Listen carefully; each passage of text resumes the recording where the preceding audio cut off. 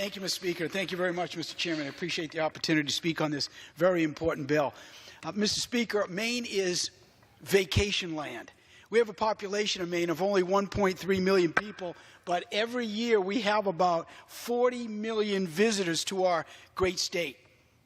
We have thousands of sparkling, clean lakes and ponds, hundreds of miles of swift-running rivers, and we have 3,600 miles of stunningly beautiful coastline. I have never, Mr. Speaker, ever met anybody who's vacationed in Maine who didn't leave without a smile. It is just a great place to live and bring up kids. Now, the tourist industry employs about 150,000 people directly in the state of Maine, and it is critical that we have a pristine environment in Maine to further this industry. You know, during the past 40 years, Mr. Speaker, sadly, most of our paper mills, our textile mills, and our shoe factories in the great state of Maine have closed. And in many cases, they have left behind contaminated brownfields, contaminated with heavy metals and chemicals.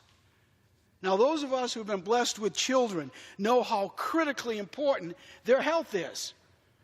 My mother's 89 and had a great career as a nurse, and we grew up in our house with taking care of others. I raised my son as a single parent, taking care of my son. I understand how much easier it is to stay healthy and be healthy if you are in a clean environment. And that's why, Mr. Speaker, H.R. 3017 is so important.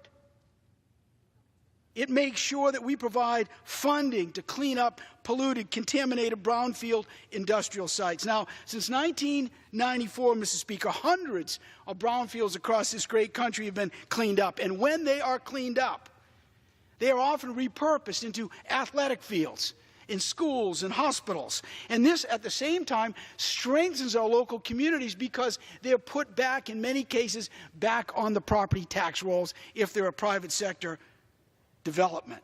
Now, in the town of Millinocket, right smack in the Mid-Mile District, Miller's Department Store is an old building, decaying and full of mold, and it is being benefited from a grant from this brownfield program. The T.W. Dick property in Gardner in central Maine used to be a steel fabricator. It is now contaminated with heavy metals, and it is experiencing a new life because of this program.